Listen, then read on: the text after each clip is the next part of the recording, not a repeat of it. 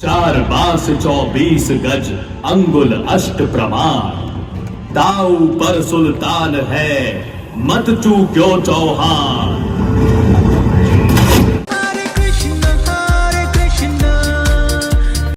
ऐसा नहीं कि सुनहरा समय मेरी मातृभूमि ने पहली बार देखा। मेरा भारत तो हमेशा से सोने की चिड़िया कहलाता था और एक के बाद एक कई स्वर्णिम काल देखता रहा है। अब मेरी जन्म कुंडली ही देख लीजिए।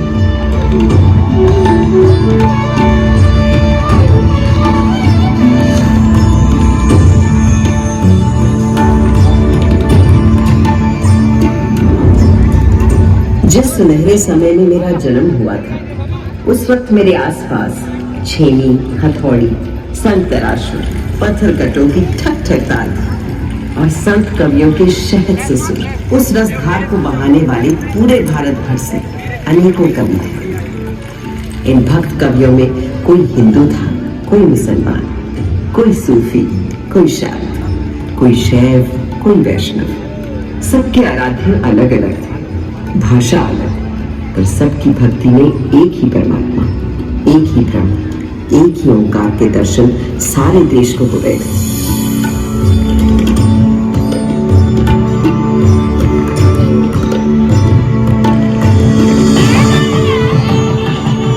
यही तो दिखता है हमारे देश के त्योहारों में, जब एक ही दिन, एक ही मुहूर्त, जैसे मकर संक्रांति पर खिलाते हैं अलग अलग उत्सव रंग।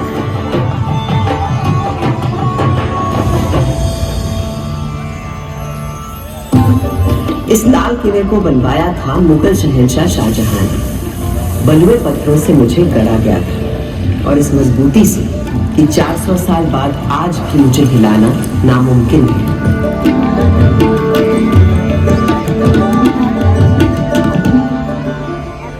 बिल्कुल उसी तरह जैसे है मेरे देश के विचार, सिद्धांत, उसूल।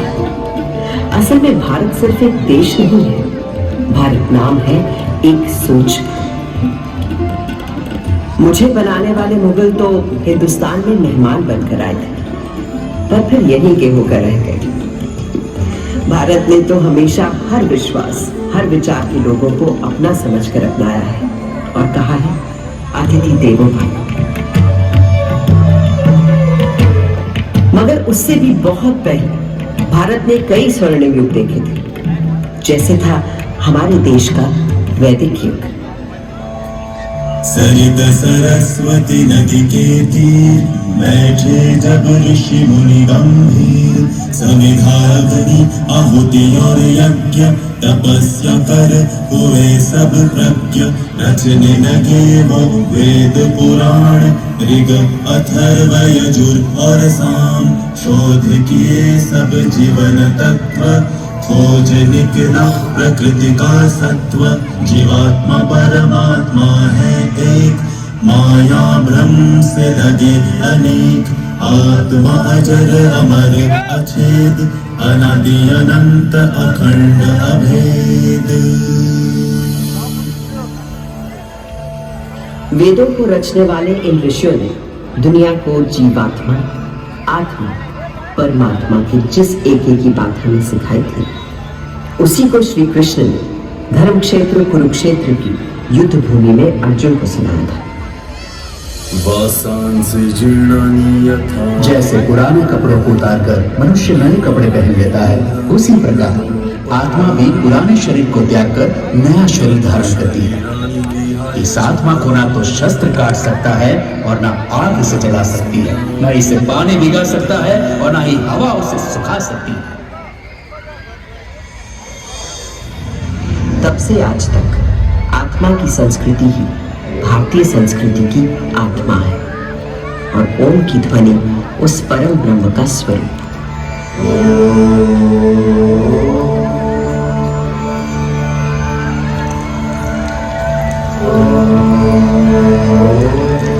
आज सरस्वती भले ही आंखों से ओझल हो गई, पर नासा के सर्वेक्षण बताते हैं कि सरस्वती अभी तक जीवित है और अब धरती के भीतर भीतर रहती है।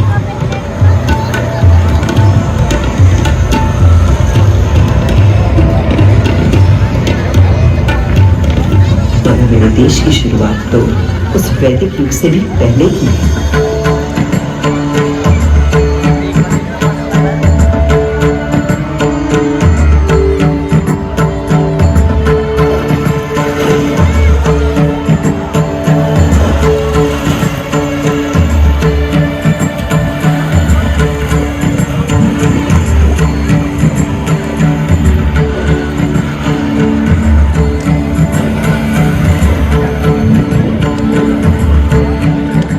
सिंधु के किनारे एक ऐसी सभ्यता उभरी, निखरी, संवरी जो संसार में कभी भी कहीं भी नहीं देखी थी।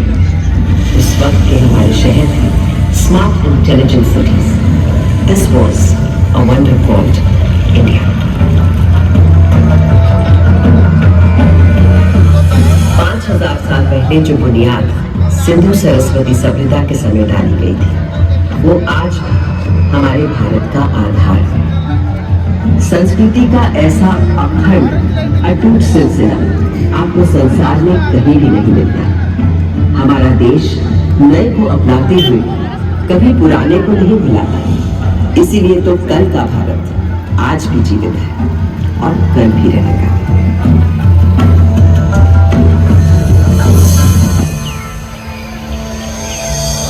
एक और बड़ी विशेषता है मेरे भारत की, सत्य की खोज। भारत नाम का अर्थ ही है भाग यानी प्रकाश, और उसकी खोज में लगा हुआ व्यक्ति। प्रकाश यानी सत्य की खोज में केवल योगी, मुनि, ऋषि ही नहीं, सुख सुविधा में पले बढ़े राजा राजकुमार भी किसी से कम नहीं रहे।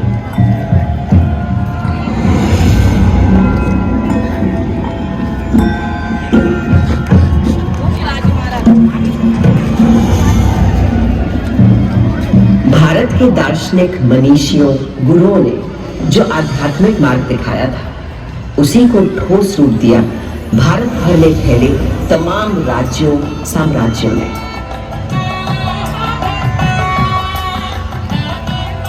दूसरी तरफ थे हमारे अभूतपूर्व वैज्ञानिक, गणितज्ञ, खगोल शास्त्री और वैद्य। हजारों बरस पहले पृथ्वी की परिधि की सही नाप, मंगल और चंद्र तक का फासला और धरती से सूर्य की बराबर दूरी, सब बिना किसी दूरबीन या उपग्रह का सहारा लिए, केवल अपनी गणित, बीजगणित, ज्यामिति और खगोल ज्ञान से।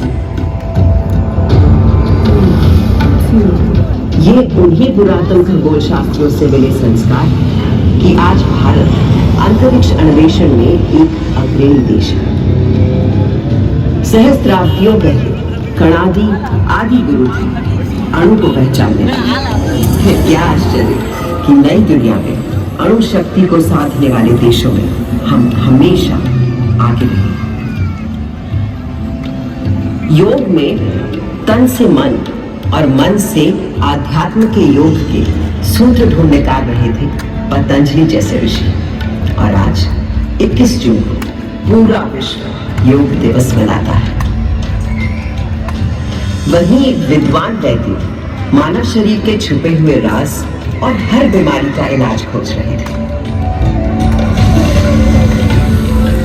सर्जरी की भी शुरुआत इन वैद्यों ने कर डाली थी और कटे अंगों को जोड़ने के लिए प्लास्टिक सर्जरी की भी।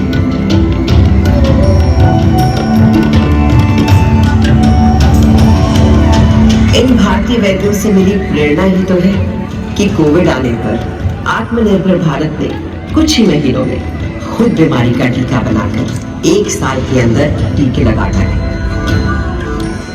ये दवा हमने दुनिया के और देशों को भी दी, क्योंकि मेरे देश का हमेशा से मानना रहा है वसुधैव कुटुंबकम, सारा संसार हमारा परिवार, वन वर्ल्ड वन फैमिली।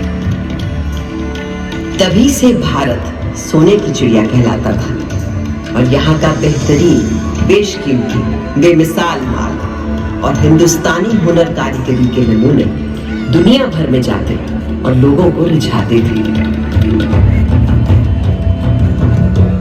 संसार को तमाम सामान ही नहीं, शक दर्शन और 4 धर्म देने वाले भारत पर कई लोगों की बुरी नजर लगी हुई थी। मगर जब विदेशी हमलावरों या किसी आतताई ने मेरी मातृभूमि के मूल्यों, धर्म और संस्कृति पर हमला किया तो मां की लाज बचाने को मुंह तोड़ जवाब दिया भारत की जाबाजों ने। किसके किसके नाम हैं? जैसे जरा याद कीजिए मेरी दिल्ली के पृथ्वीराज चौहान का पराक्रम।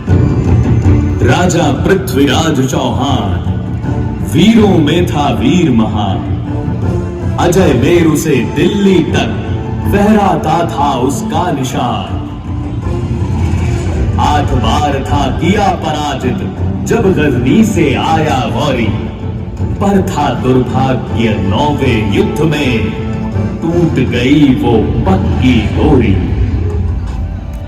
हमारे राजा पृथ्वीराज चौहान को मारने से पहले क्या आप इनका शब्द भेदी बाण का कौशल नहीं देखना चाहेंगे? जब यह बंद आंखों से केवल आवाज सुनकर ही शिकार पर निशाना लगा लेते हैं। ये अंदर क्या निशाना लगाएगा? लगाएंगे महाराज पृथ्वीराज निशाना। बस आप आज्ञा तो दीजिए और दीजिए इनके हाथ में एक धनुष बाण। चलो ये तमाशा भी देख लेते हैं इस काफिर के मरने से बेहतर। दे दो इस अंधे को तीर कमान।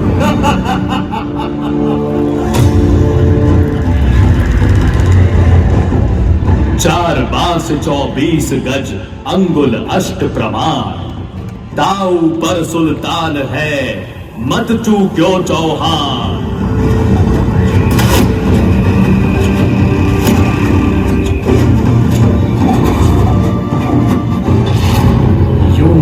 कर भी उस राजपूत ने बचा लिया भारत का मान। धिक्कार है उन्हें मरा समझो, कायर जो जिए पिए अपमान।